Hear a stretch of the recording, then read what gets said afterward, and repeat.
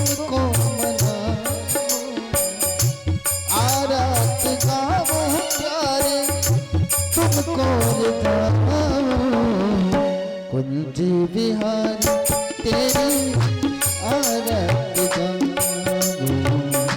बांके बिहारी तेरी आरत गाऊं।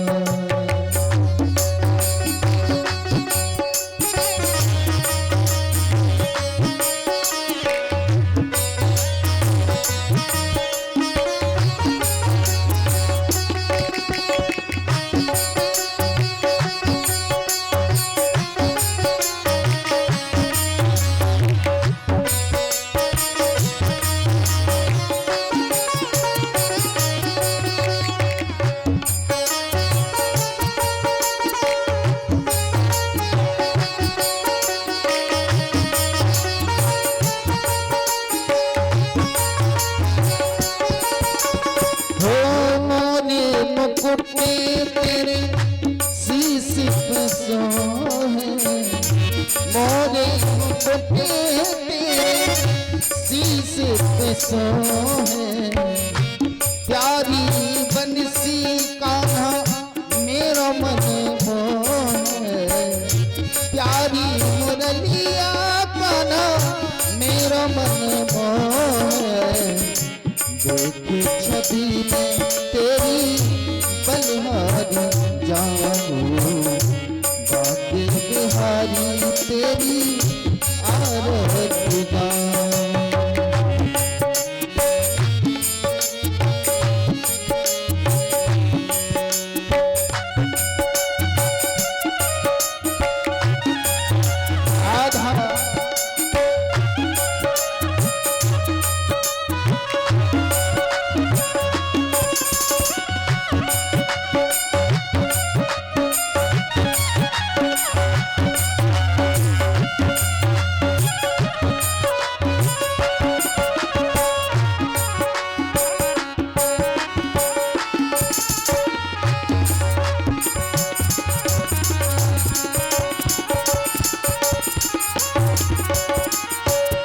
चरणों से निकली है गंगा प्यारी, चरणों से निकली है गंगा प्यारी।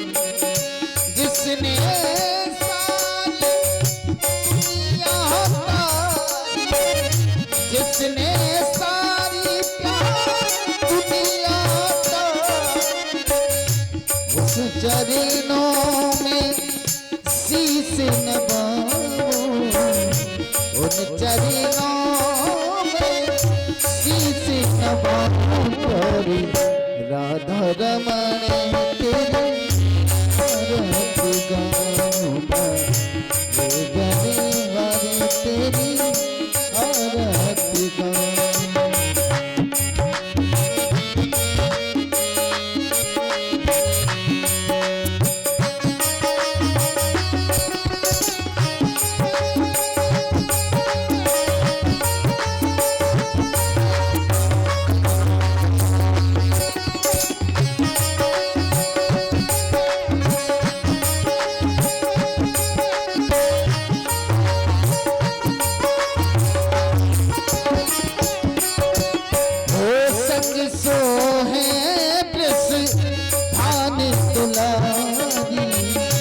संग सोहे कृष भानी दुलारी, ललता संगों सखिया प्यारी, ललता दिख सब सखिया प्यारी।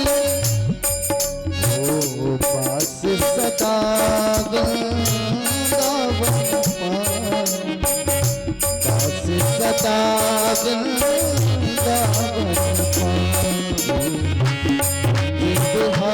तेरी आरत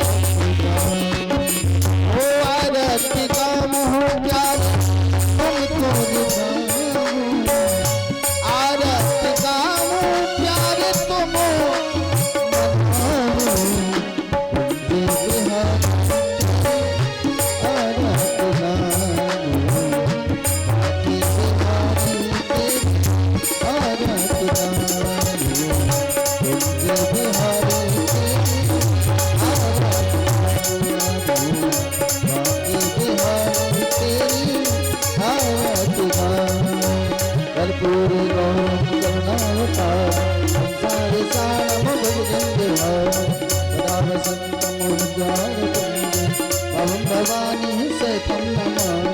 तुम्ही हो माता पिता, तुम्ही हो तुम्ही हो सर्वं देव देवा, तुम्ही हो सर्वं देव देवा, तुम्ही हो सर्वं देव देवा।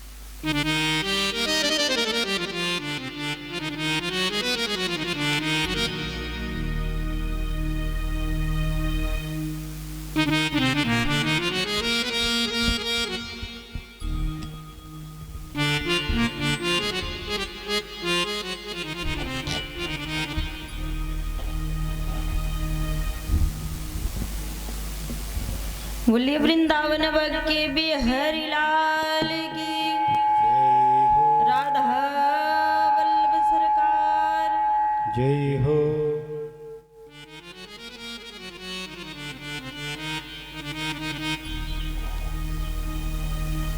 शिवा के बिहारी लाल की जय हो। भैया आवाज में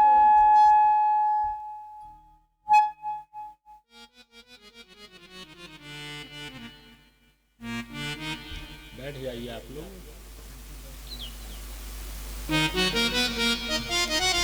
श्री राधा राधा राधा श्री राधा श्री राधा श्री राधा श्री राधा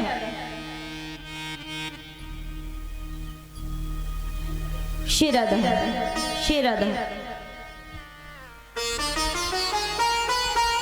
आवाज में थोड़ी लहर कीजिए भैया, कैसे आ रही है आवाज?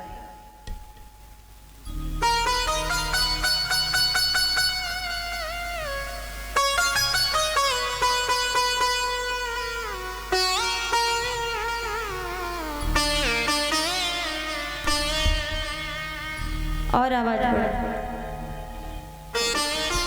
लहर करो आवाज में।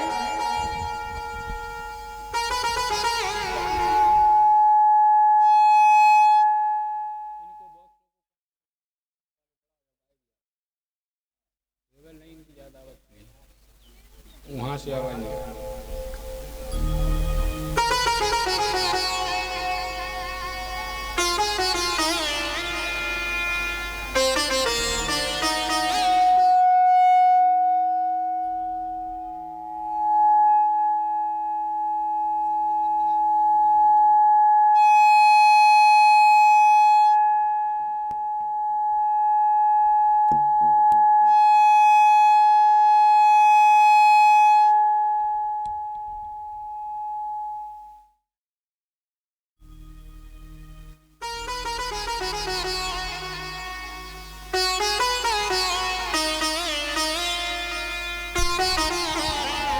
श्री राधे श्री राधे।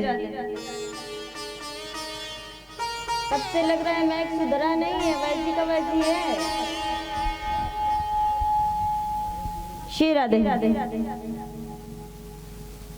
श्री राधे श्री राधे श्री राधे श्री राधे श्री श्याम श्यामा श्याम। भारी आ रही है आवाज, ठीक है? आवाज समझ में आ रही है? ऐसी होगा का?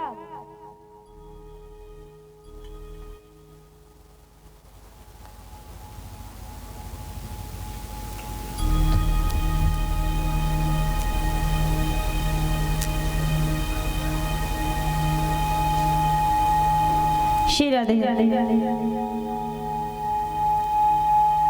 बोले वृंदावन की बिहारी लाल की जय, सच्चिदानंद भगवान की जय।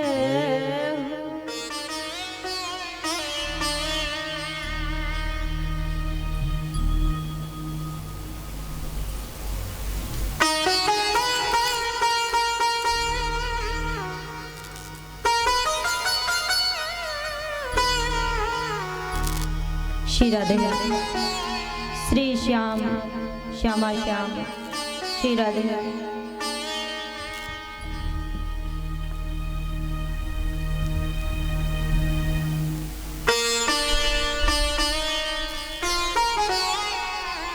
सतगुरुदेव भगवान की जय हो।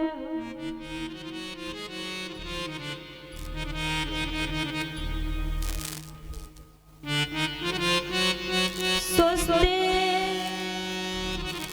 श्री गणेशाय नमः। स्वस्ति श्री राधा चरण कमलेभ्यो नमः। स्वस्ति श्री गुरुदेव चरण कमलेभ्यो नमः।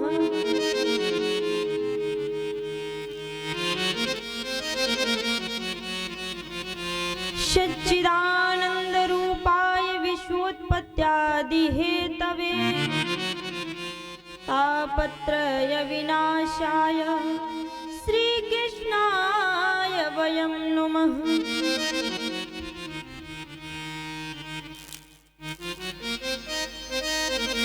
यं प्रव्रजन्तमनुपेतमपेते कृत्यं द्वैपायनो विरह कातरया जुहाव। पुत्रेति तन्मयतया सर्वोऽभिनेदोस् तं सर्वभूतहृदयं मुनिमानतोस्। गुरुर्ब्रह्मा गुरुर्विष्णु गुरुर्देव महेश्वरा गुरुर्साक्षात् परं ब्रह्म तस्मै श्री गुरुवे नमः। अखण्डमण्डलाकारं व्याप्तं येन चराचरं तत्पदं दर्शितं येन तस्मै श्री गुरुवे नमः। ध्यानमूलं गुरुर्मूर्ते पूजामूलं गुरुर्पदं मन्त्रमूलं गुरुर्वाक्यं मोक्षमूलं गुरुर्कृपा। जय जय श्री राधा रमण जय जय नवल किशोर जय गोपी चित चोर प्रभु जय जय माखन चोर जय सिया माखन चोर। हमें चिंता नहीं उनकी उन्हें चिंता हमारी है। हमारे जीवन का रक्षक वो वृंदावन बिहारी है। तो राधा मेरी मात है मैं राधे को दास पर जन्म जन्म मोहे दीजियो श्री वृंदावन को वास। कि शरद चंद्रमा की शोभा इन मुग्ध चकोरों से पूछो। मकरंद कमल का कैसा है ये कारे भौरों से पूछो। जल बिना मीन मर जाती है ये प्रसंग मछलियों से पूछो। भगवान के कारण दुख क्या है ये भक्त के हृदय से पूछो। भगवान के कारण दुख क्या है ये भक्त के हृदय से पूछो। बोले वृंदावन के बिहारी लाल की, सतगुरुदेव भगवान की। आइए 2 मिनट भगवान नाम संकीर्तन श्री राम और श्री राम। तत्पश्चात कथा में प्रवेश। हरिओम श्री राम श्री राम।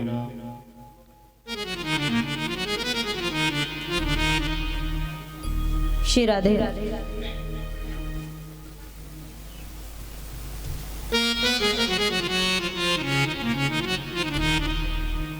श्री राधे।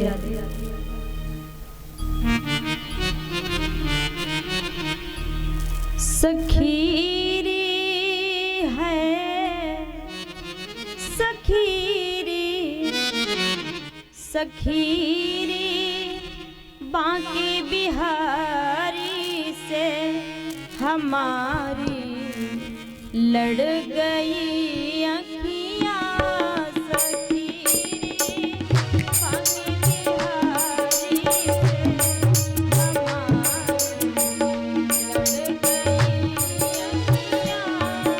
सखीरी बांके बिहारी से हमारी लड़ गई अखियाँ। सखीरी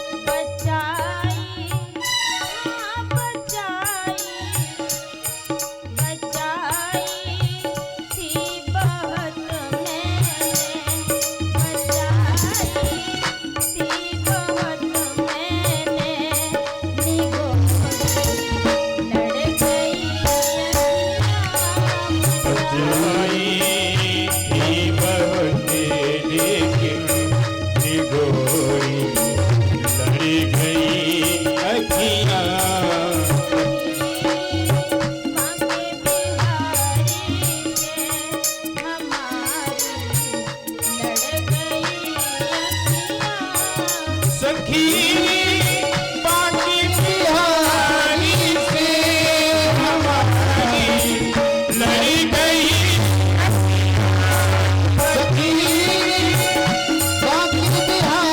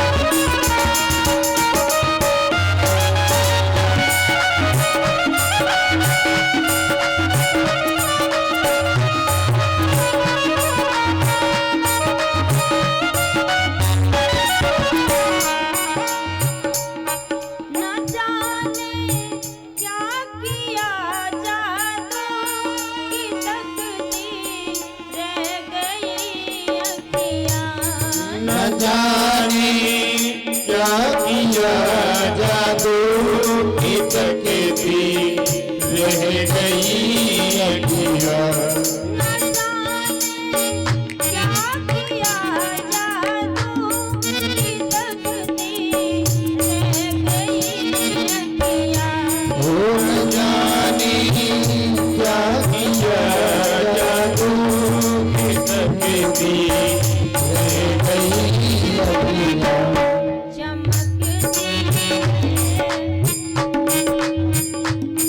चमकती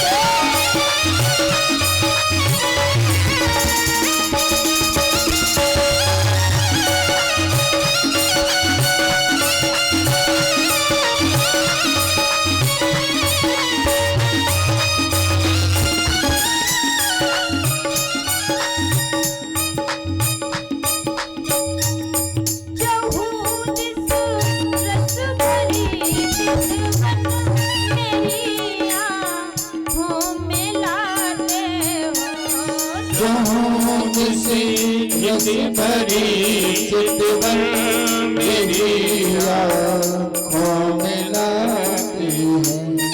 चहु दिस रस भरी चितवन मेरी आँखों में लाते हो। चहुदिस रस भरी चितवन मेरी आँखों में लाते हो।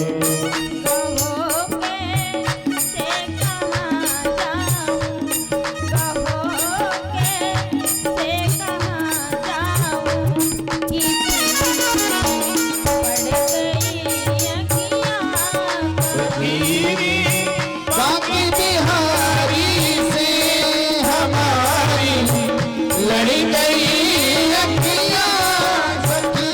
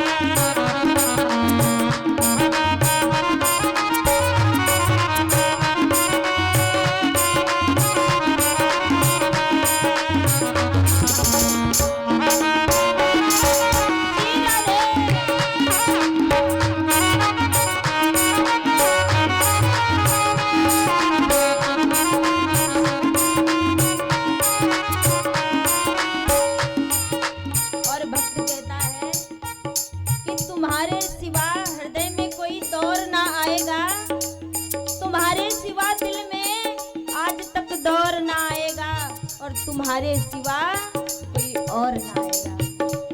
एक बार अगर आंखें लड़ गई बिहारी जी से तो कोई याद नहीं सकता। और वो वृंदावन बाकी बिहारी से अगर एक बार उसके सामने चले गए तो वो खींच ही लेगा। तो कहते हैं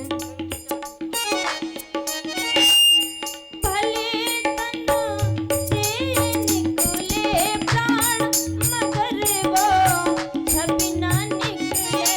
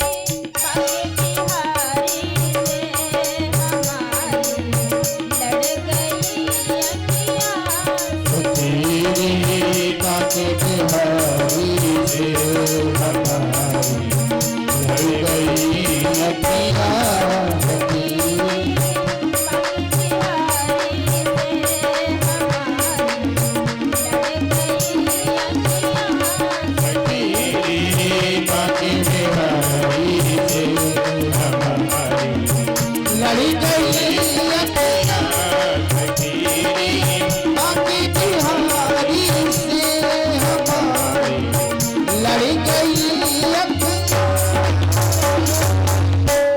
बोले वृंदावन के बिहारी लाल की जय राधा वल्लभ लाल की जय हो सत गुरुदेव भगवान की श्रीमद् भागवत महापुराण की जय हो वृंदावन धाम की जय हो जय जय श्री राधे राधे श्याम जय जय श्री राधे श्याम जय जय श्री राधे श्याम नमः पार्वते पते हर हर महादेव।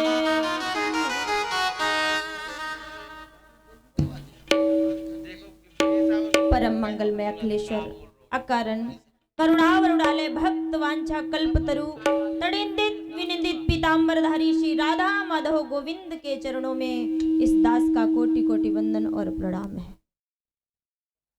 हमारी ठाकुर जी की आह्लादनी श्री किशोरी राधा रानी के चरणों में इस दास का कोटि कोटि वंदन और प्रणाम है। समस्त खिले अधिकिले सुमन समस्त ग्रामवासी सती सावित्री जैसी भूमि पर पलने वाली हमारी आदिशक्ति माता भवानी एवं नन्हे मुन्ने बच्चे अधिक प्राणी जहां जहां तक दूर दूर तक मेरी आवाज पहुंच रही है उन अन्य क्षेत्र के प्राणियों के हृदय में विराजमान सीताराम जी भगवान के चरणों में इस दास का कोटि कोटि वंदन और प्रणाम है। आज श्रीमद् भागवत की द्वितीय दिवस की बेला में आज बैठे हुए हैं ये परम पूजनी श्री श्री लक्कड़ बाबा महाराज जी के पवन पाद चरणों में बैठा हुआ ये दास उनकी ही करुणा कृपा अनुकंपा के कारण आज उन्होंने मुझे यहाँ पर बुलाया और हमारी पूजनीय बड़ी सुशील भगवती कड़कड़ में निवास करने वाली हमारी आह्लादनी और उनके तुल्य भक्ति भाव से प्रभु को आह्वान करने वाली हमारी माता जिन्होंने हमें आज यहाँ पर बुला करके मुझे धन्य किया, यानी कि मुझे सौभाग्य प्राप्त हुआ, आप लोगों से मिलन हुआ। क्योंकि कहते हैं कि संत समागम हरि कथा तुलसी दुर्लभ दोए और सुत दारा और लक्ष्मी पापियों के घर हो। कहते हैं धन दौलत तो पापियों के घर भी पाया जाता है ना, लेकिन ये जो संतों का आना और ये श्रीमद् भागवत कथा बड़े पुण्य से प्राप्त होती है प्यारे, ऐसे नहीं मिलती है। कहते हैं कि अगर हमें श्रीमद् भागवत कथा हमारे कल्याणदायिनी, हमारे जीवन में, हमारे किस्मत की तो छोड़ ही दीजिए, यहाँ तक कि जब तक हम अपने हृदय के कपाट को खोल करके हृदय में ये भाव नहीं आएगा कि हम प्रभु को प्राप्त हो, प्रभु से मिलने की इच्छा जागृत हो, तब तक हम आ ही नहीं सकते। कितनी भी कोशिश कर लें कि हम भगवान को प्राप्त कर सकते हैं, लेकिन प्राप्त नहीं कर पाते। भगवान को पा जाना ये सौभाग्य की बात नहीं है, मिल सकते हैं, लेकिन भगवान के नाम को सुन लेना, भगवान के चरित्र को स्मरण करना, भगवान के चरित्र में चलना, ये सौभाग्य की बात है ना। किसी मनुष्य से मिल जाना ये सौभाग्य की बात नहीं है, लेकिन उसके कहे हुए बात का अनुसरण करना, उसके कहे हुए बात का करवाना कर्ण छिद्रों के द्वारा ये सौभाग्य है। इसीलिए ये यजमान परिवार से, क्षत्रिय परिवार से हमारे भैया श्री ने मुझे इतनी दूर से बुलाया है। और बुलाने का विषय केवल नहीं है कि आप बुला ही लीजिए, विषय केवल एक ही है। कहते हैं कि जीवन में सबके पास धन होता है और कथा कोई भी करवा लेता है। क्या राजा नहीं करवा सकते? 50 कथा करवा सकते हैं एक दिन में, लेकिन कथा वही करवा सकता है जिसके हृदय में, जिसके सर पर एक बूढ़ी माँ का हाथ हो, है ना। कहते नहीं है एक छोटे के पीछे बड़े का हाथ लगा हुआ है, किसी शिष्य के पीछे किसी गुरु का हाथ लगा हुआ है। हमारे गुरुदेव कहा करते थे कि माँ कविता की साखी जैसी, माँ कविता की साखी जैसी तुलसी की चौपाई है, मीराबाई की पदावली खुसरो की अमर रुबाई है। माँ हंसती है तो धरती का जर्रा जर्रा मुस्काता है, देखो तो दूर छिन्न अंबर माता को शीश झुकाता है। माता की हर बात मुझे, माता की हर बात मुझे वरदान से बढ़कर लगती है। माता तेरी सूरत मुझको भगवान से बढ़कर लगती है। ये माँ है। मंदिर में मत जाना, जरूरत नहीं है, लेकिन अगर घर से निकले हो, अगर उस बूढ़ी माँ से एक बार अगर आपने पूछ लिया कि हम फला जगह जा रहे हैं, तो माँ के हृदय में तसल्ली हो जाएगी कि मेरे पुत्र ने मुझसे पूछा है। ये बुजुर्गों का आशीर्वाद है। माँ की बात, माँ की फरियाद कभी खाली नहीं जाती, और माँ की बात भगवान से भी टाली नहीं जाती। भगवान भी नहीं टाल सकता है। उस भगवान, वो भगवान भी उस माँ की गोद में आकर के छोटा सा हो गया। ये माँ की करुणा है। इस संसार में माँ से बढ़कर कोई नहीं है। इसीलिए और मैंने तो जीवन में अपने से बढ़ करके जब कोई होता है और उसका कपाट रूपी पटल और हमारे सामने लगा होता है, तो वो हमेशा खोलता ही रहता है। क्यों? क्योंकि हम इतने बड़े नहीं हैं कि हम पकड़ करके ऊपर से खींच दें, लेकिन हमसे जो बड़ा है अगर वो खींचेगा तो बात अलग है। लेकिन हम अगर डाल को पकड़ करके नीचे घसीटेंगे तो उसे छोड़ेंगे तो उसके पत्ते टूट जाएंगे कि नहीं। लेकिन अगर कोई बड़ा खड़ा है और वो पकड़ करके डार को फल तोड़ लेगा, लेकिन इतनी तेज वो डार को नहीं छोड़ेगा कि जा करके वो ऊपर लग जाए और उसके पत्ते नीचे गिर जाए, है ना। जीवन में अपने से बड़े का सम्मान करना अति आवश्यक है। इसीलिए बोले वृंदावन के बिहारी लाल की। इसलिए आइए पावन बेला में कथा में गति से चलते हुए आज द्वितीय दिवस में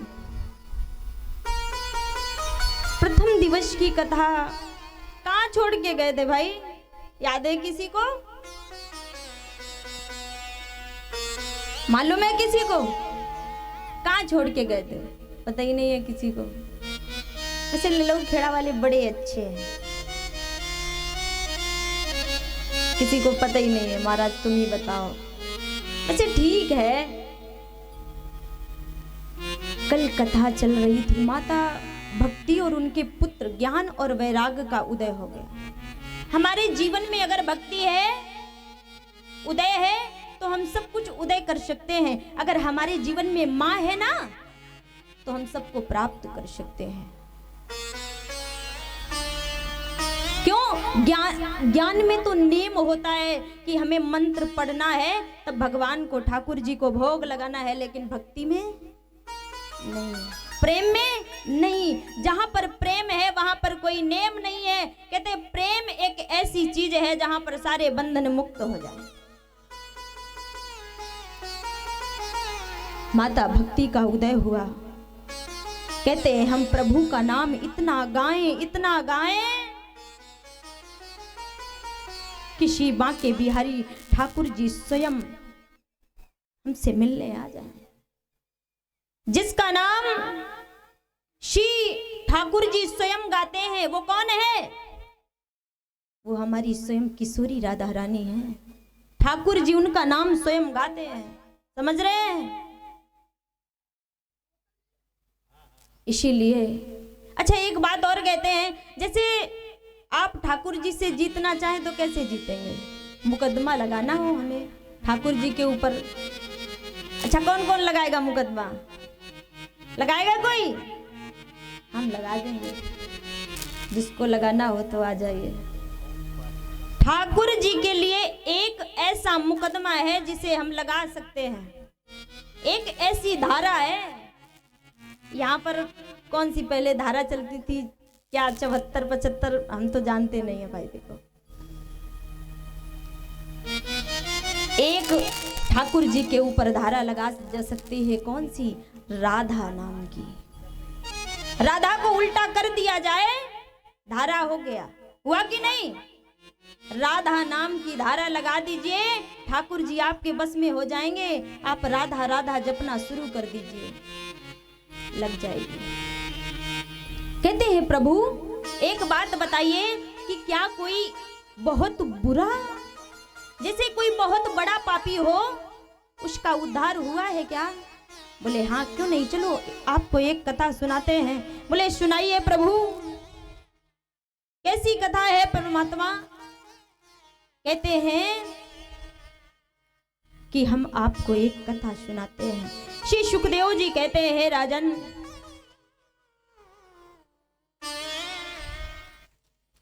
एक ब्राह्मण देवता थे, और वो ब्राह्मण देवता कौन थे?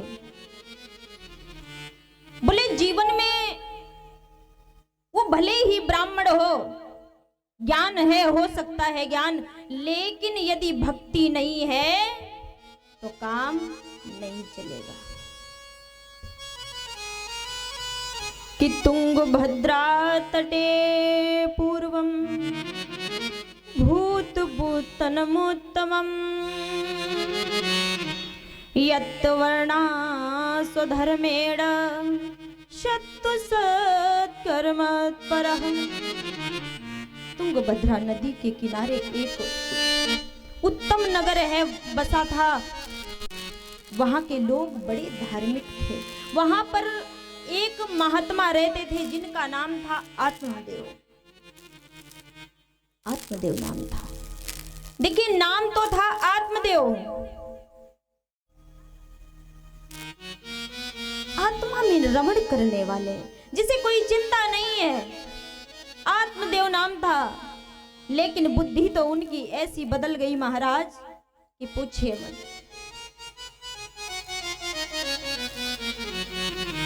उनकी शादी हुई, उनकी पत्नी का नाम था महाराज धुंधुली देवी। और एक बात और बताएं, पति अच्छा दोनों पहिया कभी बराबर नहीं होते, होते हैं क्या? कोई नहीं होता। अगर पत्नी तेज है तो पतु भोंदू होगा। बोलो राधे राधे, बोलो राधे राधे। और जोर से बोलिए, और जोर से बोलना पड़ेगा। काय को नाक कटवा रही हूँ।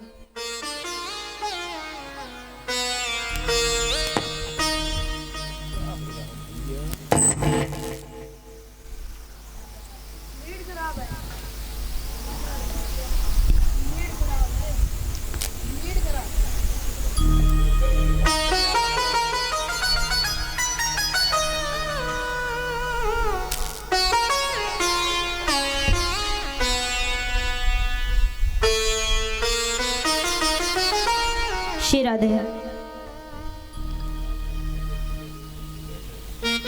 आत्मदेव नाम के जो ब्राह्मण थे उनकी पत्नी का नाम धुलधुली देवी। लेकिन धुलधुली तो धुलधुली थी, कुछ समय बीता, उनके कोई पुत्र नहीं हुआ। देखिए भाई सूक्ष्म में सुनाते हैं। उनके कोई पुत्र नहीं हुआ। जब कोई पुत्र नहीं हुआ तो बड़ी दुखी हुई कि धुलधुली नाम नारी उनकी, मानो वो वेग दसाही थी। पंडित जी जितने, स्वामी जी जितने सज्जन थे, नारी उतनी ही कर्कशा थी। कभी बराबर पहिया नहीं चलते। अब महाराज अगर पत्नी तेज है तो फिर महाराज जी भोंदू होंगे, और भोंदू है तो फिर काम कैसे चले। और अगर पति जी तेज हैं तो फिर भोंदू मिलेगी, है ना। काय को कहा रही है। कहते हैं अब वो तो ऐसी थी कि पंडित जी की बात ही ना माने। पंडित जी कहें आज गंगा जी चलना है तो कह दे नहीं आज नहीं कल चलेंगे। अगर जैसे वो कह दे कि आज बड़ा सुंदर भोजन बनाओ तो आज भोजन के लिए हल्ट, भोजन ही नहीं है, आज नहीं बनेगा, आज तो भूखे ही मरो। इसीलिए पंडित जी उल्टा बोलते थे आज भोजन मत बनाना, आज तो उपवास है। तो खूब सुंदर सुंदर पकवान बनाती थी। एक दिन की बात सुनाते हैं। एक दिन गए पंडित जी, उसको एक पंडित जी थे, उसकी पत्नी बड़ी ही कुलक्ष थी, उल्टा थी, विपरीत थी। वो गए अपने पत्नी को गंगा जी स्नान कराने। बोले आज गंगा जी नहीं चलना है। वो बोली नहीं चलना है तो बोले ठीक है चले गंगा जी। अब उनको याद नहीं रहा, बेचारे भूल गए। उन्होंने कहा जब वो स्नान करने लगी तो उन्होंने कहा आगे मत जाना गहरा है, और वो आगे ही चली गई। उल्टा थी ना, अब वो आगे चली गई। अब तो डूब गई महाराज। जब डूब गई तो वो खोजने लगे उसे कि कहाँ चली गई, कहाँ चली गई। अब धारा तो बह रही थी पूर्व की तरफ, वो पश्चिम की तरफ खोज रहे थे। किसी ने पूछा भैया कब पागल है गए हो, पूरब की तरफ जल बह रहा है तो पश्चिम की तरफ क्यों ढूंढ रहे हो। बोले पश्चिम की तरफ तो इसलिए ढूंढ रहे हैं क्योंकि वो उल्टा थी तो उल्टा गई होगी। श्री सुखदेव जी कहते हैं राजन क्या विलक्षण है।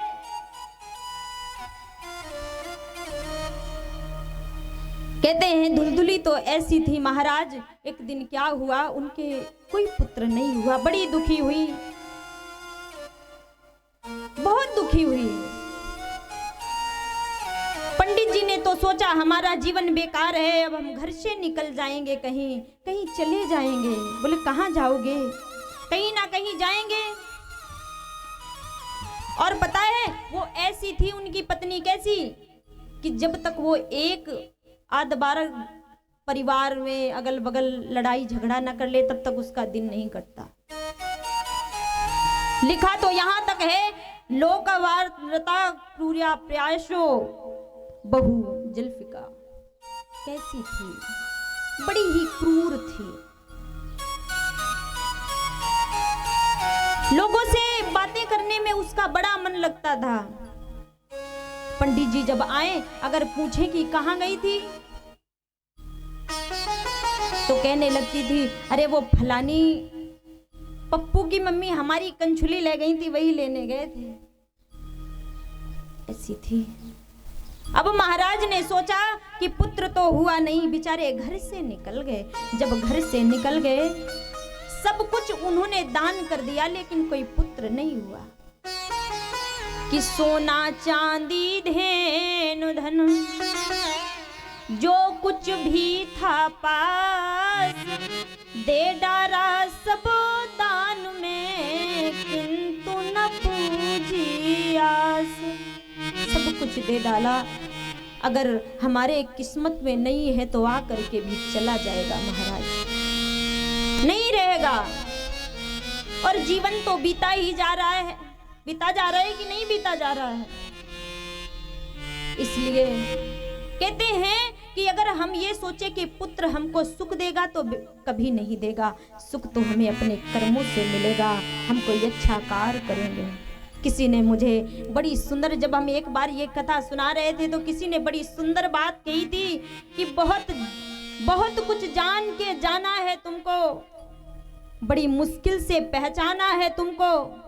मुझे जो तुम समझती हो, मुझे जो तुम समझते हो गलत है, ये भी किसी दिन बताना है ना। वो कभी भी पंडित जी की बात नहीं मानती थी। पंडित जी चले गए, जंगल की ओर चले गए। अब जा करके एक नदी के किनारे बैठ गए और रोने लगे। वहां से एक संत निकले, और संतों का तो हृदय ही होता है, संत हृदय नवनीत समाना। बोले महाराज जी आप रो क्यों रहे हैं, क्या बात है। उन्होंने सोचा था कि भगवान के लिए रो रहे हैं, लेकिन ये तो संतान के लिए रो रहे हैं, भगवान के लिए नहीं। जैसे ही देखा, कहा भगवान का भजन करो, क्यों चक्कर में पड़े हो। बोले नहीं नहीं, मुझे तो पुत्र चाहिए। बोले लातों के देव बातों से कहा मानते हैं। तुरंत फांसी लगाने लगे। बोले अगर नहीं दोगे पुत्र तो मैं फांसी लगा लूंगा और तुम्हारा ही नाम लगेगा। अब तो एक बोले अरे 7 जन्म तक तुम्हारे कोई पुत्र नहीं है, कहां से दे दूं। बोले नहीं नहीं, मुझे तो कोई पुत्र चाहिए। बड़ी सुंदर बात कही उन्होंने। क्या कहा कि सन्यासी बोले महाराज किसने भ्रम में भड़काया है, उद्धार और स्वर्ग का द्वार बेटा किसने बतलाया है। क्या उद्धार का द्वार, क्या स्वर्ग का द्वार, क्या बेटा होता है क्या। बेटा नहीं होता है। हम जब कर्म करेंगे, कुछ काम करेंगे, कुछ दान करेंगे, तभी हमें कुछ मिलेगा, ऐसे नहीं मिलेगा। अब बोले नहीं नहीं, हमसे बातें ना करो, हमें तो पुत्र चाहिए। एक फल निकाल कर दिया। जब फल निकाल कर दिया तो दौड़ते हुए आए और बुलाने लगे, अरे धुंधली देवी जी। बोली कहाँ है। बोले देखो कितना सुंदर फल लाया हूं, इससे पुत्र होगा। बोले बुला तो ऐसे रहे हो जैसे 9 लखा हार लेके आए गए हो। बोलो राधे राधे। अब बोले कि बड़ा सुंदर फल है, संत ने दिया, इससे पुत्र होगा। बोली ठीक है महाराज जी, पुत्र होगा तो मैं खा लूंगी। पंडित जी तो पूजा करने चले गए। अच्छा, पंडित जी जो संत थे उन्होंने बड़ी सुंदर बात कही थी। क्या कही थी कि जीवन में उम्र चली जा रही है, भजन कर लीजिए। संत ने कहा कि चली जा रही है उम्र धीरे धीरे, चली जा रही है उम्र धीरे धीरे, चली जा रही है उम्र धीरे धीरे, चली जा रही है उम्र धीरे धीरे। हर पल ये आँखों बहर धीरे धीरे, हर पल ये आँखों बहर धीरे धीरे,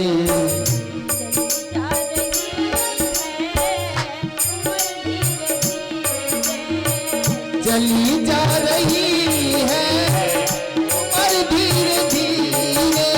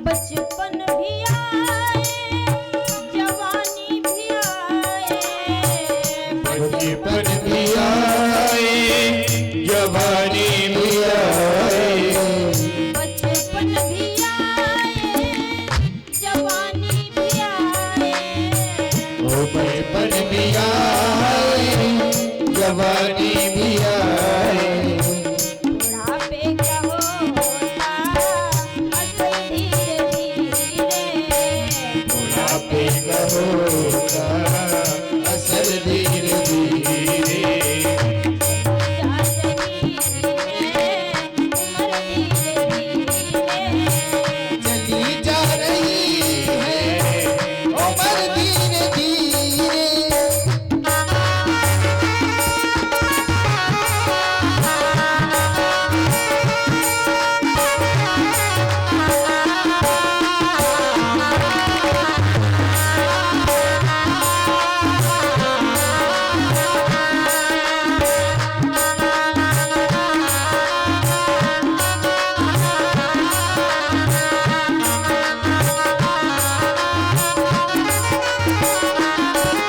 भले अंग एक दिन होंगे तुम्हारे भले अंग एक दिन होंगे तुम्हारे भले अंग एक दिन होंगे तुम्हारे भले अंग एक दिन होंगे तुम्हारे होंगे तुम्हारे होंगे तुम्हारे होंगे तुम्हारे होंगे तुम्हारे और मंद हो गया होगी नजर धीरे धीरे मंद हो होगी गया आँखों की नजर धीरे धीरे जा रही है धीरे धीरे वो चली जा रही है उम्र धीरे धीरे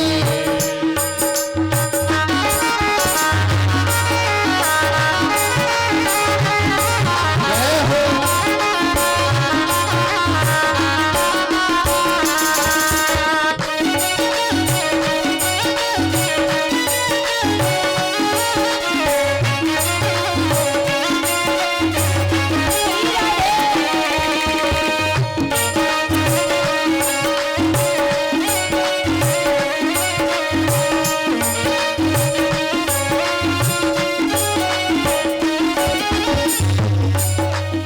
और जब हमें बुढ़ापा आएगा तो हम लाठी लेकर के चलने लगेंगे हमें कुछ दिखाई नहीं देगा सबसे पहले हमारे कानों ने संकेत कर दिया कानों के बाल सफेद होना शुरू हो गए भजन करिए लेकिन हम नहीं माने बिल्कुल नहीं माने प्रथम घंटी बज गई कहाँ मानने वाले हैं बताते भी हैं कभी कहता भी है गुरुदेव कहते थे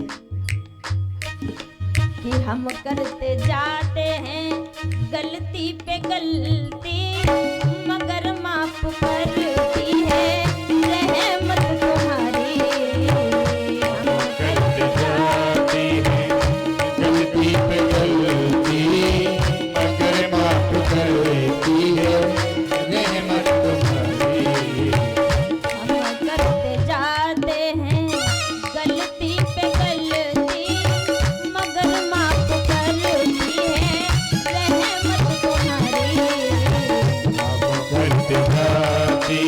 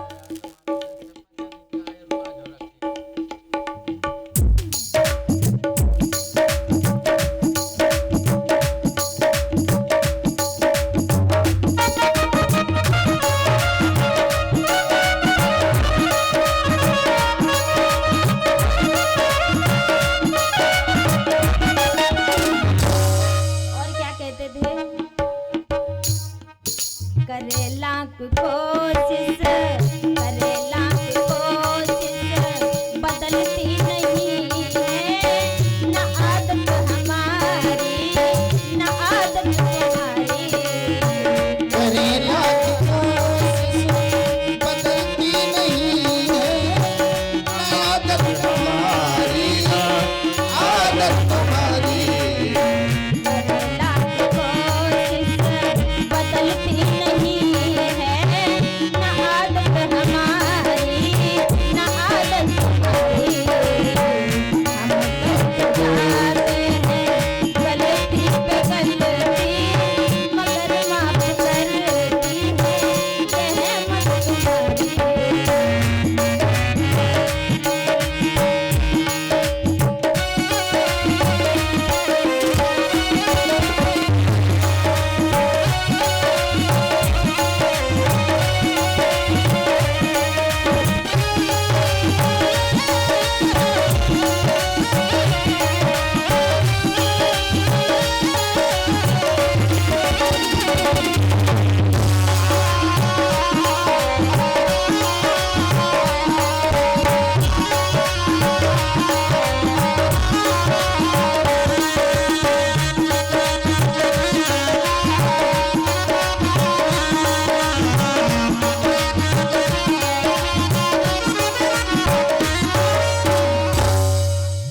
बोलिए वृंदावन वाक्य बिहारी लाल की। जय हो।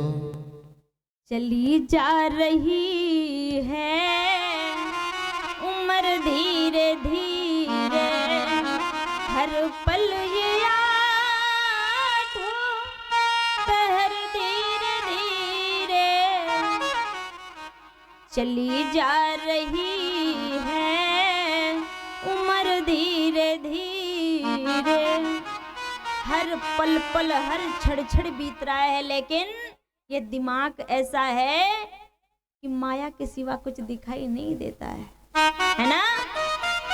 बहुत संत ने समझाया लेकिन वो माने नहीं, नहीं माने। फल लेकर के आए, जब फल दिया बोले इतनी कुलक्ष थी, कहने लगी कि नहीं नहीं मैं फल तो खा लूंगी महाराज, आप जाइए पूजा करवाइए जाके किसी के घर पे। बोले ठीक है। अब उस शाम को जब फल लेकर के आए तो बगल वाली के पास गई, कहने लगी बहन मेरे पति तो फल लेकर आए हैं। तो बोली खा ले फल, तुझे सुंदर पुत्र हो जाएगा, इतने दिन से नहीं है। तेरे घर में गाय बंधी हुई है 7 साल से, वो भी बांझ है, और बांझ का मुख देखना तो बड़ा कठिन है। तो पता है क्या बोली? बोली अगर मैं फल खा लूंगी तो मेरा पेट बढ़ जाएगा, फिर मैं काम काज नहीं कर पाऊंगी और मेरी सुंदरता घट जाएगी। एक बार और बताएं, जिसके लिए मां ने इतना त्याग किया, पता है, जिस मां ने पुत्र को जन्म देकर अपनी सुंदरता को नष्ट कर दिया, वही पुत्र की जब बीबी आती है तो उस मां को त्याग देता है। त्यागता है कि नहीं त्यागता है? ये नहीं देखता है कि मां ने जब मुझे पैदा किया था तो उसकी सुंदरता नष्ट हो गई थी, लेकिन मां प्यारी नहीं लगती है जिसने रात्रि के समय गीले में लेट करके मुझे सूखे में सुलाया है। उसकी याद कहाँ आती है? मुझे तो संसार में एक ही बात लगती है कि माँ की तरह कोई हो नहीं सकता है। हो सकता है दूसरा, माँ 10,000 की साड़ी पहने हो और अगर कहीं रिश्तेदारी में जा रही हो तो बच्चा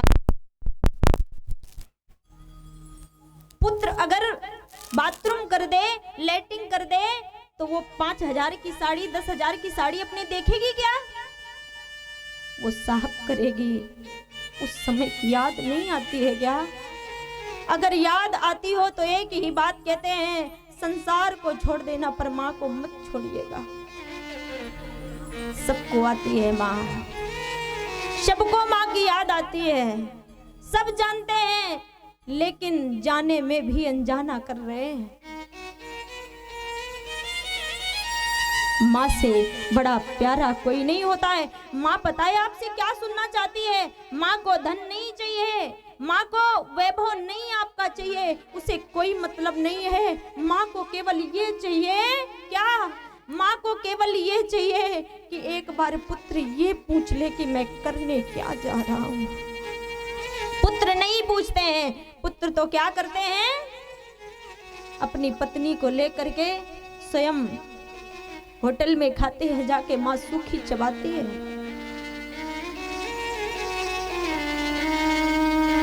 लेकिन उस दुल्दुली ने पता है क्या किया? बगल वाली से बोली कि अगर मैं फल खा लूंगी तो पता है क्या होगा? पुत्र होगा, तो मेरी सुंदरता चली जाएगी। समझिए, कहती है कि फल खाने से रह गया गर्भ तो केली गर्भ गिर जाएगा। हे बहन महल में पड़े पड़े ये माटी कौन सुखाएगा। बिना खाना श्रृंगार खेल सब आप छूट जाएगा। और हे बहन प्रसव की पीड़ा से ये मौत प्राण घुट जाएगा। और पैदा भी घुट जाएंगे, काम नहीं कर पाएंगे, मेरी सुंदरता नष्ट हो जाएगी, बच बच कर मुझे रहना पड़ेगा। पता है, जब माँ के पेट में बच्चा होता है, माँ वो भोजन करती है जिसमें बच्चा को दुख दर्द ना हो। माँ तुम्हारे लिए क्या नहीं, क्या त्यागी नहीं है, क्या नहीं त्याग किया है माँ ने, सब कुछ त्याग दिया उसने। उसने अपने लिए नहीं देखा, उसने तुम्हारी रक्षा की। और कहती है कि यदि पैदा भी संतान हुई तो जीवन भर का भार हुआ। अपनी सुख घड़ियां टूट गई और दूसरा दुख तैयार हुआ। अच्छा, वो कह तो सही रही थे, क्योंकि पैदा कौन हो रहा था? दैत्य। जब श्री सुखदेव जी कहते हैं उसने ऐसे कहा तो बगल वाली ने उसे भगा दिया। कहने लगी, तू तर्क कुतर्क कितना कर रही है, संत ने प्रसाद दिया है, खा ले।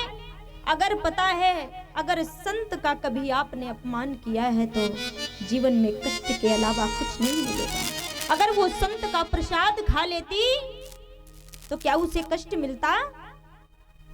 नहीं मिलता। क्यों? संत का उसने प्रसाद नहीं खाया, उस फल को उसने गाय को खिला दिया।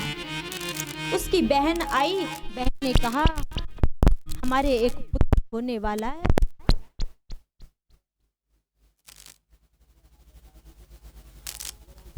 और जब पुत्र होगा तो आप उसको ले लेना, हमारे वैसे भी 8 पुत्र हैं, ये 9वां होने वाला है, तुम ले लेना, हमें कुछ धन दे देना। बोली ठीक है। अरे बहन हो तो ऐसी हो, 1 मिनट में पूरा सवाल सॉल्व कर दिया।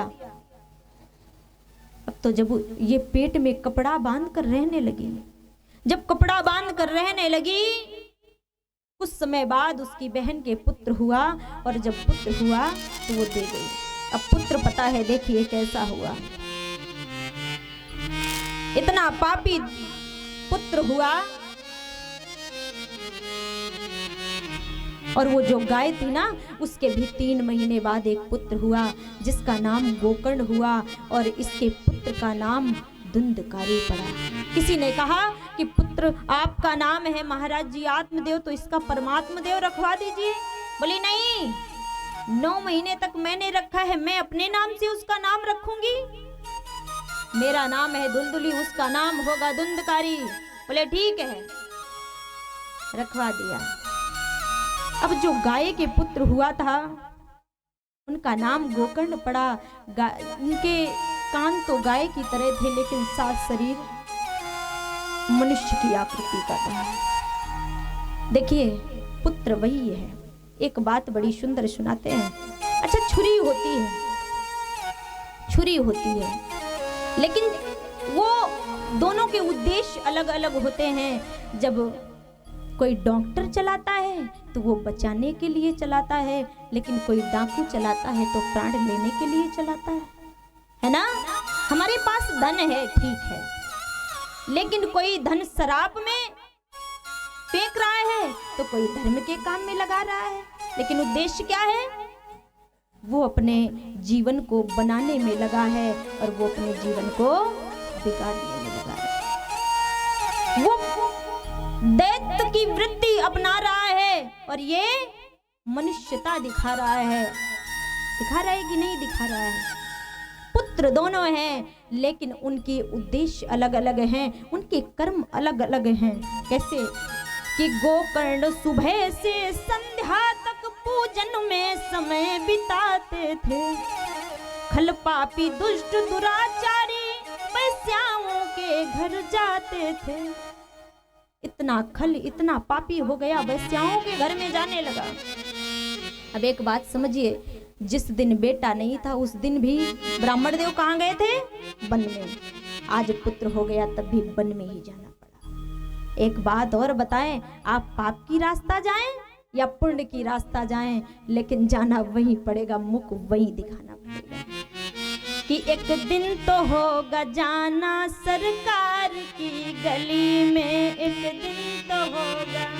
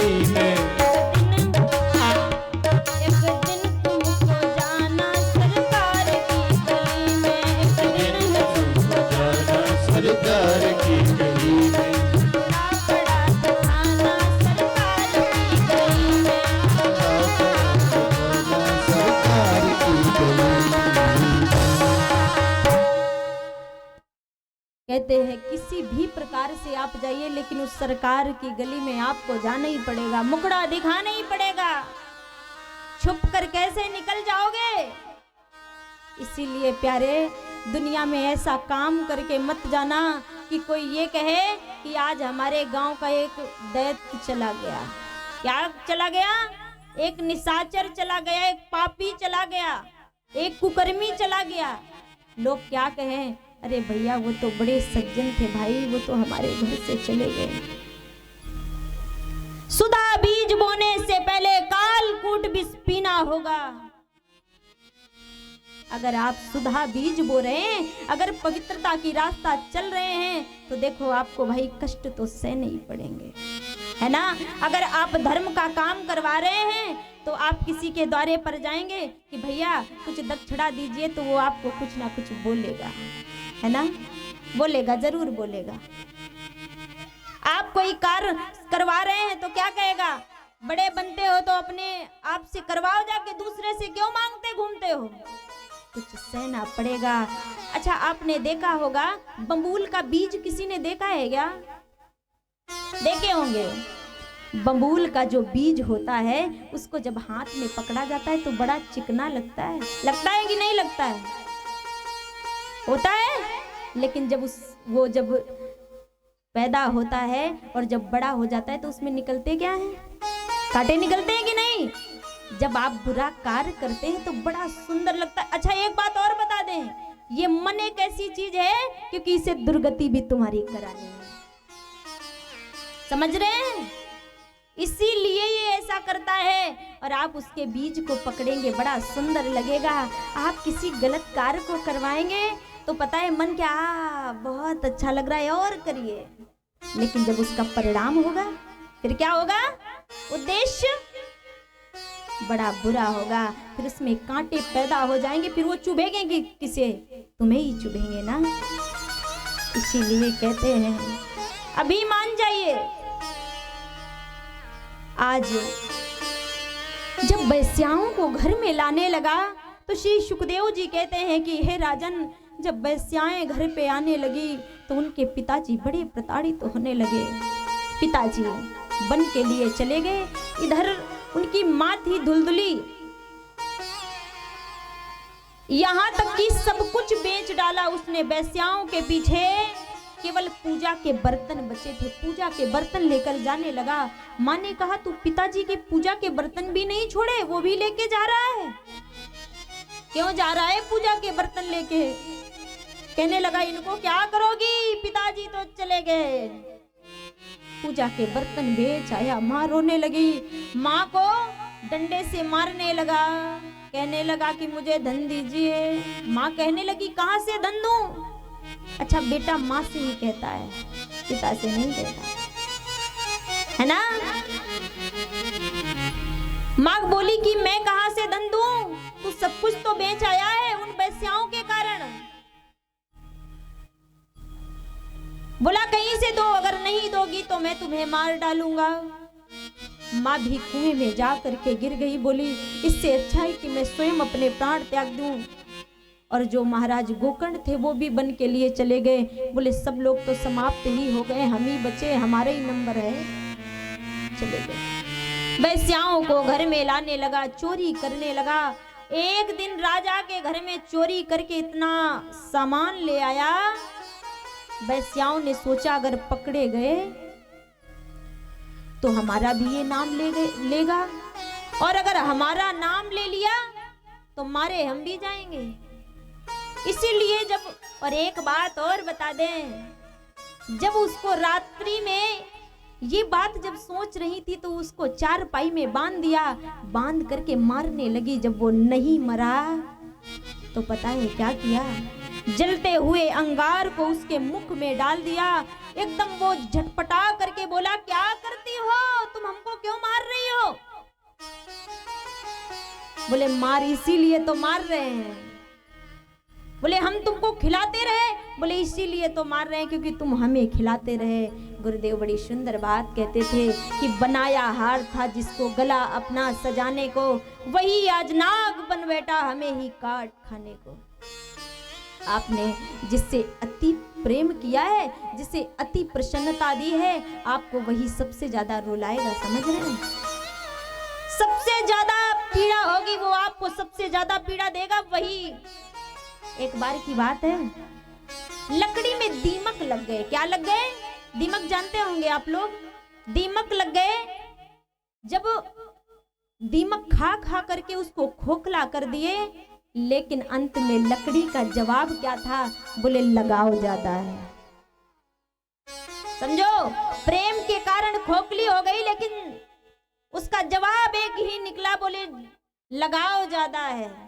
ऐसा लगाओ खोखला हो जाओगी, इतना लगाव हो गया। अब पता है पांचों वैश्याओं ने मार डाला। और ये वैश्याएं हैं कौन? पांच। हमारी इंद्रियां ही तो हैं।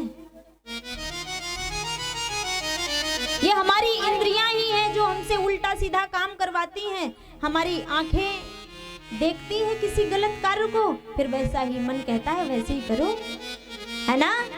हमारे कान जैसे शब्दों को सुनेंगे वैसा ही करवाएंगे। एक बात और बताएंगे, हमारे बच्चे तुलसी के पौधे हैं। क्या हैं? तुलसी के पौधे। उन्हें गंगा जल से सींचा जाए, वरना कि शराब से नहीं।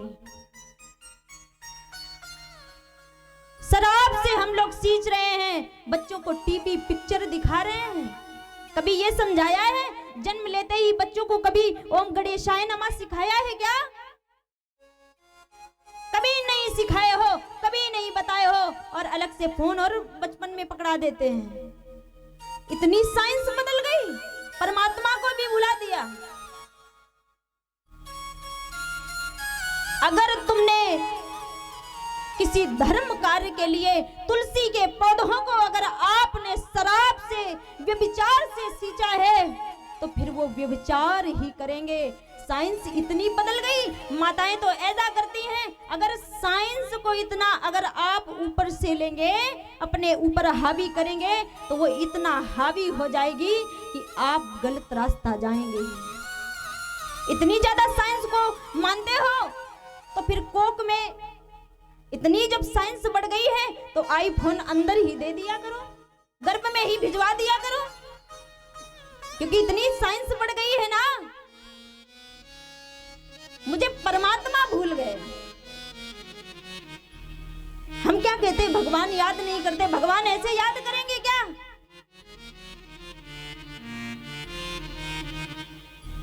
बचपन से लेकर के बड़े तक कभी ये नहीं बताया भगवान क्या होते हैं। आप कथा सुनने आए, बच्चों को जरूर लेकर के आए। बच्चों को घर में छोड़ कर ना आए, बेटा तू फोन देखते रहिए, हम कथा सुनाए। कथा सुनने का कोई लाभ नहीं है। ऐसी जगह जन्म हुआ, ऐसी जगह जन्म हुआ, परमात्मा ने मुझे ऐसी जगह जन्म दिया जहां पर ककारा लिखना बाद में सीखे। ओम गणेशाय नमः से तो शुरुआत हुई। ये धर्म कहता है, ये गुरु ग्रंथ कहते हैं कि इस मट्टी को, अपनी जो ये धरा है, ये कर्म भूमि है। कर्म ऐसे करो कि नाम हो जाए, ऐसा काम मत करो। अपने काम को राम से जोड़ दिया जाए, काम को काम से नहीं जोड़ा जाए। आज तो धुंधकारी इतना दुष्टता सीख गया कि आज काम, क्रोध, लोभ, मोह, मद के कारण उसे मरना पड़ा। इन इंद्रियों के कारण इस मन ने उसकी दुर्गति करा दी। और अगर मैंने अपने इंद्रियों को नहीं बचाया, आंख, नाक, पांचों इंद्रियों को अगर मैंने नहीं बचाया, तो एक दिन मन तुम्हारी दुर्गति करा देगा। एक दिन मन हमारी दुर्गति करा देगा। इंद्रियां तो कुछ कहती हैं, तो इसका मतलब है हम इंद्रियों के बस में चलेंगे? इंद्रियों के बस में नहीं। जो हम करना चाहते हैं वो हम करेंगे। हम राम के आए हैं, काम के लिए नहीं। जो मेरे राम का नहीं है वो मेरे किसी काम का नहीं है। समझ रहे हैं? हम उससे, जो मेरे राम से नहीं मिल सकता वो मुझसे भी नहीं मिल सकता। जब अगर हम राम के पुत्र हैं, अगर राम की जन्मभूमि में आए हैं, तो राम के चरित्र का निवारण कीजिए, राम के चरित्र पर चल करके दिखाइए। हमारा केवल माला से कभी जीवन में काम नहीं चलता, भाला भी जरूरत होती है अगर राम बनना है तो।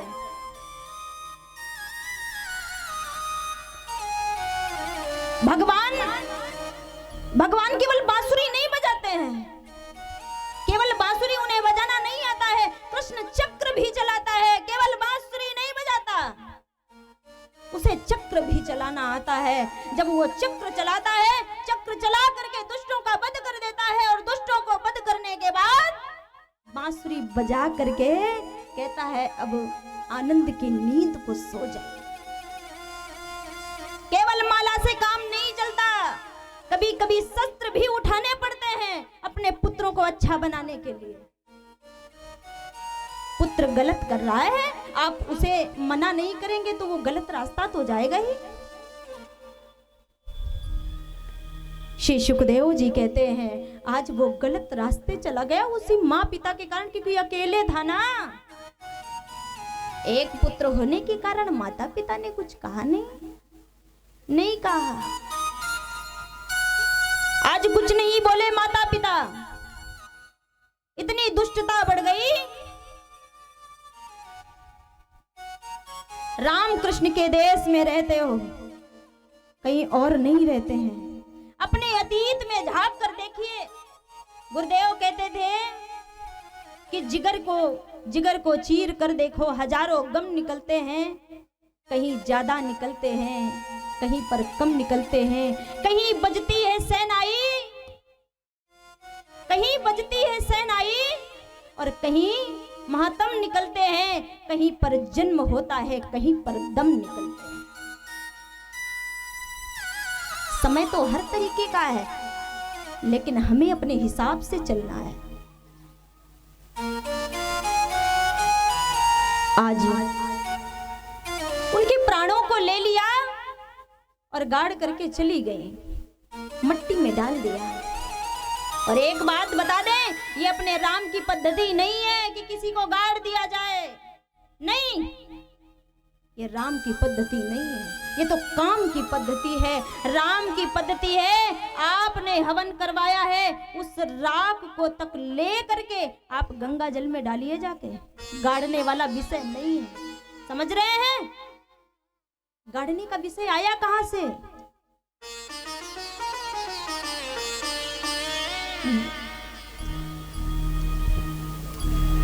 श्री सुखदेव जी कहते हैं अब ये जब मर गया तो ये तो प्रेत हो गया। प्रेत तो बनेगा ही, क्योंकि कर्म ही ऐसे थे।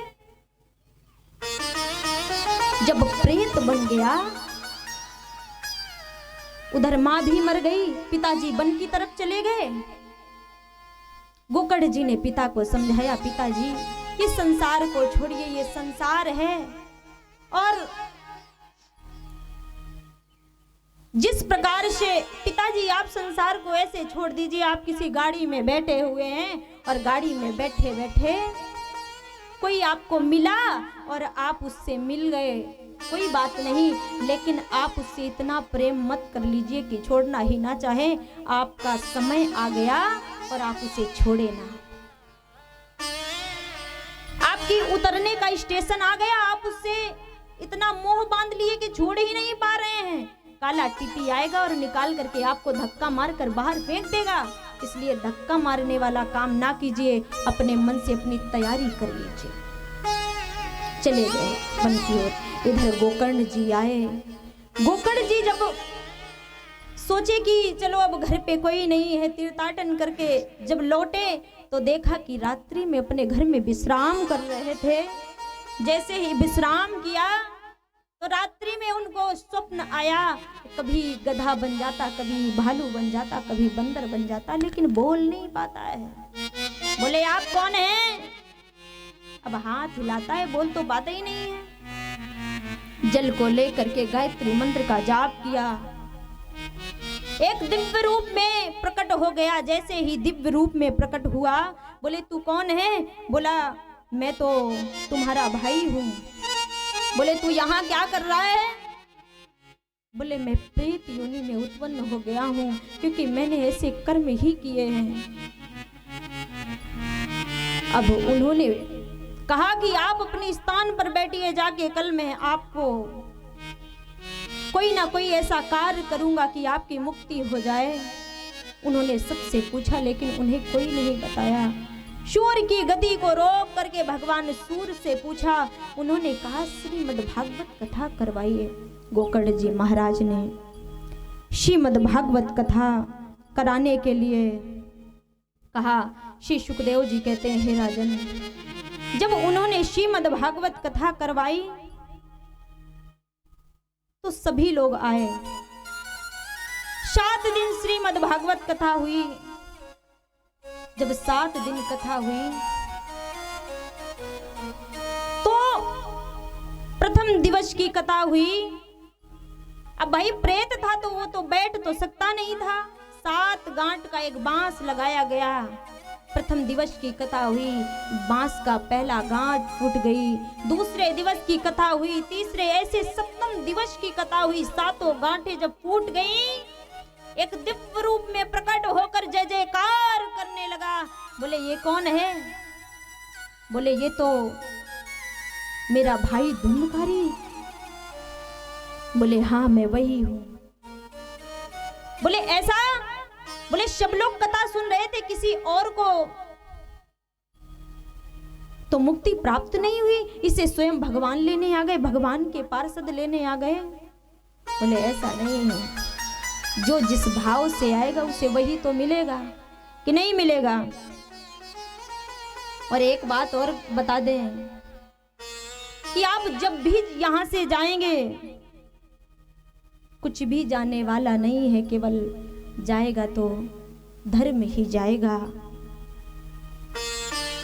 कि साथी है मित्र गंग के जल बिंदु पान तक, अर्धांगनी बढ़ेगी केवल मकान तक। परिवार के लोग जाएंगे स्मशान तक, बेटा भी हक निभाएगा केवल अग्नि दान तक। और फिर गुरुदेव कहते हैं कि इसके तो आगे भजन ही है साथी, भजन के बिना नर अकेला रहेगा।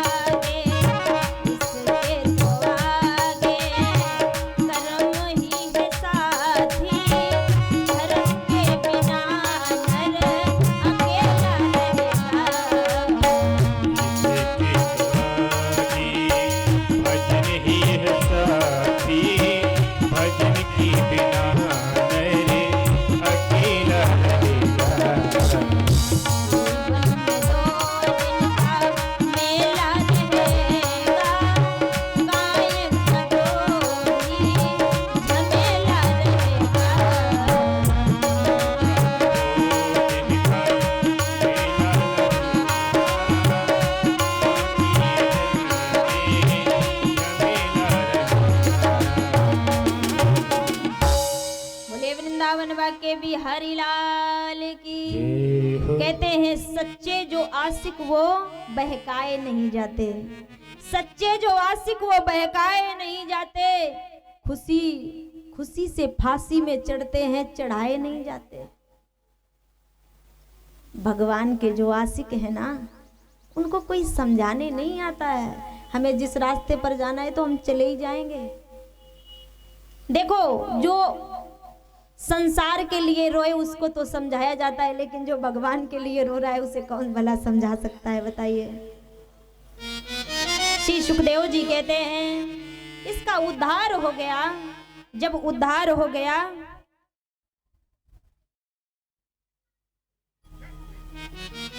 कि ना साथ हो कोई, कि ना हो साथ साथ न अकेले बढ़ो तुम, सफलता तुम्हारी कदम चूम लेगी। कोई ना हो, कोई है क्या साथ? कभी जीवन में कोई साथ नहीं है। मिलने आएंगे जब हमसे राम लला, उनसे पूछेंगे देरी लगाई कहाँ। मिलने आएंगे जब हमसे राम लला, उनसे पूछेंगे देरी लगाई कहाँ। फिर करेंगे निवेदन न छोड़ो हमें, फिर करेंगे निवेदन न छोड़ो हमें, प्रभु की जूठन प्रसादी में पल जाएंगे। किस लिए आस छोड़े, किस लिए आस छोड़े, कभी ना कभी क्षण विरह के मिलन में बदल जाएंगे। पूर्ण कर दो मनोरथ ये राजेश का, पूर्ण कर दो मनोरथ ये गुरुदेव का, जाने कब प्राण तन से निकल जाएंगे। किस लिए आस छोड़े, कभी ना कभी क्षण विरह के मिलन में बदल जाएंगे। किसी एक क्षण भी अगर संत का संग मिल जाए तो आप उसी क्षण बदल जाएंगे। आज इसका उद्धार हुआ। जब उद्धार हुआ तो किसी ने कहा कि केवल एक ही गया, सब लोग क्यों नहीं गए? तो कहते हैं कि सब लोग अलग अलग स्थिति से आते हैं। कोई आता है प्रसाद के चक्कर में, तो कोई कथा सुनने आता है, और कोई कोई तो पीछे बैठ के यही देखता है कौन सी चप्पल अच्छी है वही चुरा के ले जाए। बोलो ना राधे राधे, है कि नहीं? कि कुछ भक्त इसलिए आते हैं, देखे पंडित जी कैसे हैं। कुछ भक्त इसलिए आते हैं, देखे पंडित जी कैसे हैं। कैसा है उनका रंग रूप, किस तरह भागवत कहते हैं। कुछ विद्या मत जतलाने को, बीच में विवाद बढ़ाते हैं। कुछ पापी दुष्ट दुराचारी भक्त बन बन करवाते हैं। पंडित जी कथा सुनाते हैं, वो उनसे आंख लड़ाते हैं। श्री सुखदेव जी कहते हैं, हे राजन, ये जब उनका उद्धार हो गया, बोले सब अलग अलग चक्कर में आते हैं तो उनसे वही मिलेगा, कोई चप्पल चुराएगा। आगे बताया कि भागवत कथा कैसे करवानी चाहिए। सर्वप्रथम निमंत्रण भेजना चाहिए, और निमंत्रण भेजने के पश्चात उनकी व्यवस्था करनी चाहिए। किसी ब्राह्मण वक्ता से कथा करवाएं, सुयोग्य हो, आपको सुनाने लायक हो, दृष्टांत से आपको कथा सुना सके, आपको समझा सके। जिस भाषा से आप समझे वो आपको समझाने में कुशल हो। ब्राह्मण हो, विप्र हो, वैरागी हो, संत हो, सब कोई इस व्यासपीठ पर बैठने का अधिकारी नहीं है। सबको निमंत्रण भेजे, सबकी व्यवस्था करें। और एक बात और कहेंगे, जो भी आए, अच्छा आप कहीं भी जाते हैं, विद्यालय जाते हैं तो आप फीस नहीं देते हैं? देते हैं कि नहीं देते हैं? देते हैं ना। तो आप किसी से शिक्षा लेने जाते हैं तो आपको बिना कुछ किए फल मिल जाएगा क्या? तन मन धन सब कुछ लेकर आना पड़ेगा। अच्छा, कान यहाँ है, सुन रहे हैं, लेकिन मन और कहीं लगा है। कहाँ लगा है? पीछे। मन और कहीं रखा है तो क्या समझ में आएगी? और एक बात और कहेंगे, अगर कथा सुनने अगर कोई आपका दुश्मन भी आए, उससे हाथ जोड़ करके कहें, क्योंकि रामचरित सुनबे को रसिया कौन है? हनुमान जी महाराज। अगर आपका कोई दुश्मन भी आ जाए उस भक्त के रूप में, तो आप उसे भगाइए नहीं।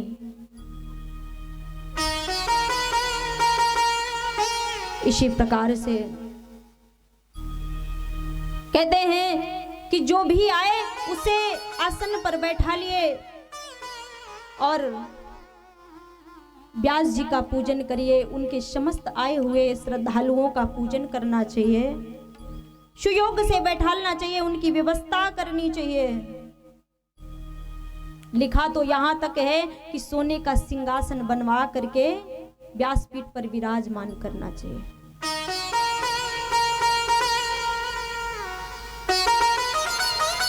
और जब कथा विश्राम हो जाए, जब कथा विश्राम हो जाए तो व्यास जी का पूजन करके और उनके समस्त लोगों का पूजन करके उनकी दक्षिणा, जितने लोगों ने कथा सुना है 7 दिवसीय आपने जो भी उनसे कुछ लिया है, कुछ दिया है, आप उनको दें और आप उनसे लें। आप उनसे ले करके गए हैं तो उसकी, जब आप पढ़ के गए हैं तो उसकी दक्षिणा भी तो बनती है। इस प्रकार से और हवन पूजन जो भी करवाएं, हवन की जो राख है उसको कहीं ऐसे मत फेंक दीजिए। यहाँ तक लिखा है कि उसे जा करके किसी जल में प्रवाहित करवाइए और उसे हाथ जोड़ करके कहिए कि प्रभु कभी ऐसा दोबारा फिर अवसर लाइए जो कभी हमें ये करवाने का सुअवसर प्राप्त हो। हमारे द्वारा ही नहीं, सब लोग मिल करके कोई ना कोई करवाए, लेकिन हो, साल में हो, हम करवा पाए। प्रभु हमें ऐसा बनाइए कि हम करवा पाए। बोले वृंदावन बाके बिहारी लाल की जय हो। इस प्रकार से आज कथा विश्राम हुई और एक भजन, इसके बाद कथा में विश्राम कि अब सौंप दिया इस जीवन का सब भार तुम्हारे हाथों में। अभी सौंप दिया इस जीवन का सब भार तुम्हारे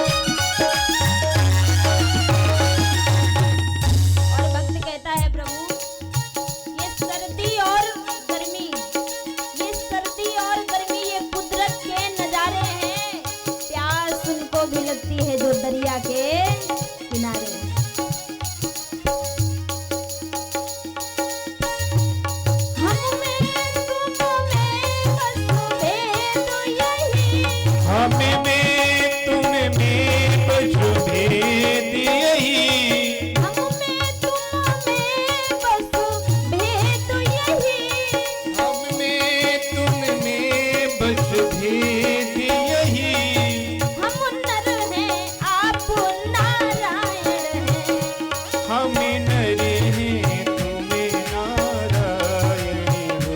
हम नर हैं आप नारायण हैं। हमें नरे आप नारायण हो।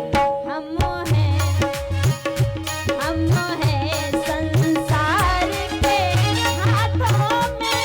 हम हैं संसार के हाथों में। संसार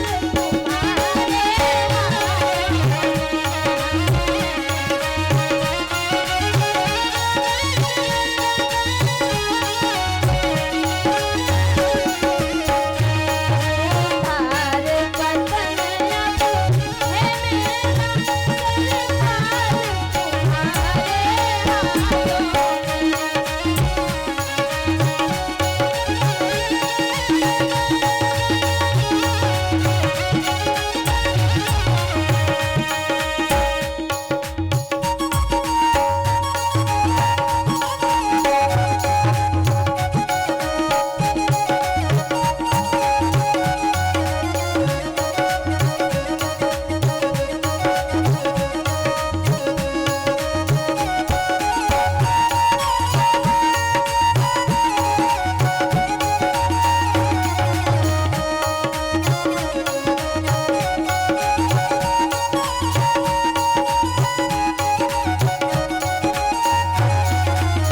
अंतिम पंक्ति में क्या कहता है?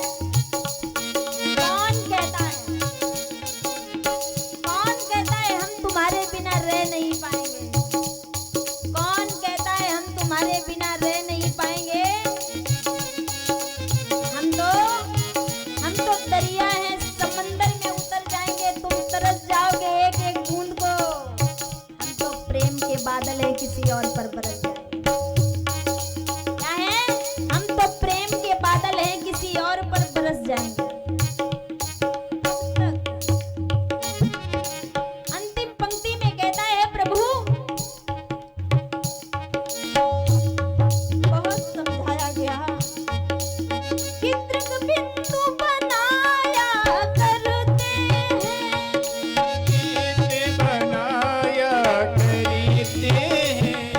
तृग बिंदु बनाया करते हैं। तृग बिंदु बनाया करते हैं। फिर होते बिरे कर सागर में।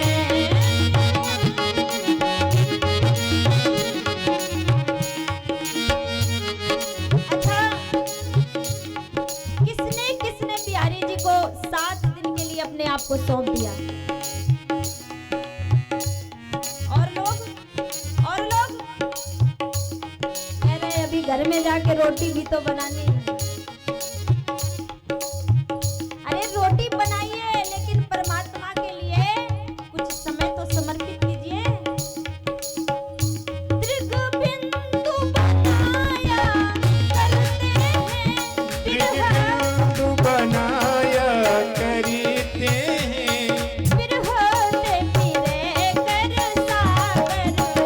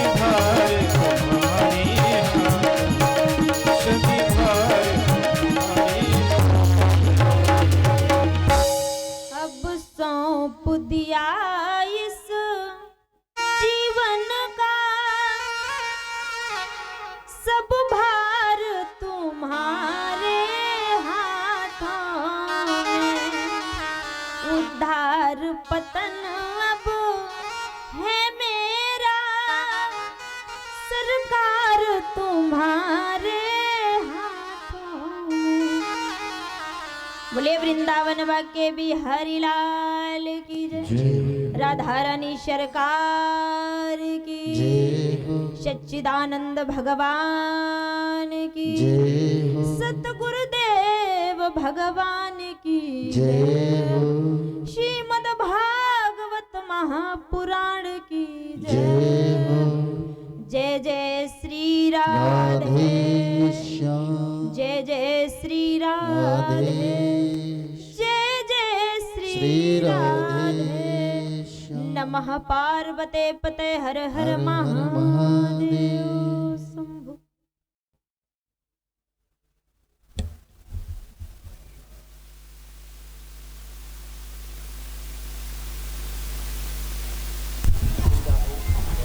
श्री राधे। आप लोगों के लिए कोई विशेष सूचना है। अगर आप लोग सहमति हो तो, ऐसे नहीं हमारे काव काव करने से तब तो फिर हम कौआ बन जाएंगे। हमारे काव काव करने से थोड़ी काम चलेगा। देखिए शाम को 8 बजे से 11 बजे तक कथा होगी, ठीक है। और सभी लोग आए और विशेषतर अपने अगल बगल वालों को भी लिवा के आए। क्यों? क्योंकि पता है जो लेके आता है उसको भी आधा फल उसका मिल जाता है, क्योंकि वो लेकर के आता है। सबको लेकर के आए, माताएं बहनें, और अपने बच्चों को भी लेकर के आए। मुझे पता है, मैंने कहा कि अगर एक टाइम कथा हो, कितने भी देर हो, एक टाइम कथा हो, क्योंकि सब लोग विशेष रूप से आ भी पाए और समय भी दे पाए। देखिए सत्य तो ये है कि परमात्मा के लिए हम इंतजार करें, हम इंतजार करें। बताओ, परमात्मा, वो समय आ गया कि परमात्मा के लिए हम इंतजार नहीं कर रहे हैं, परमात्मा स्वयं इंतजार कर रहा है। संत के पास हम नहीं जा रहे हैं, संत हमारे द्वारे पर आ रहे हैं। और अब भी अगर मिलने नहीं जा रहे हैं, अब भी उस वेदी का दर्शन करने नहीं जा रहे हैं, तो एक तो फूटी है, दूसरी भी फूटी जा रही है। सच बात है।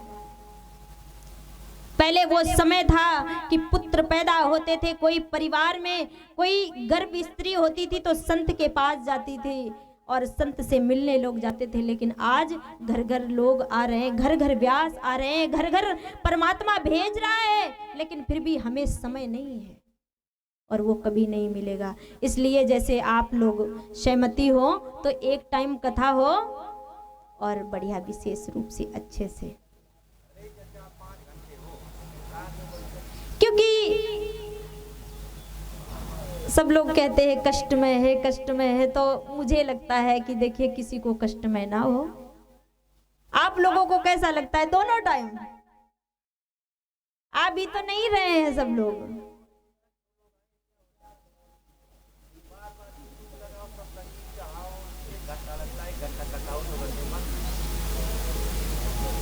और या तो फिर हार्न नहीं लगा होगा तो किसी को पता नहीं होगा दूर दूर तक।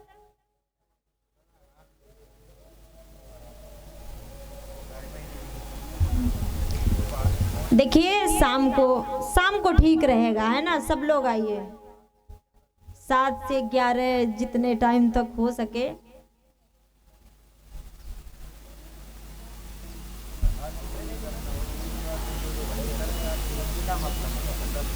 देखिए कोई किसी कार्य के लिए हो हाजिरी पूरी कर रहे हैं, उसमें कल्याण भी नहीं है। हम मंदिर जा रहे हैं, हम जबरदस्ती जा रहे हैं, मन नहीं लग रहा है, माला करते रहे और मन नहीं लग रहा है, तो क्या काम चलेगा? कोई आता भी नहीं है।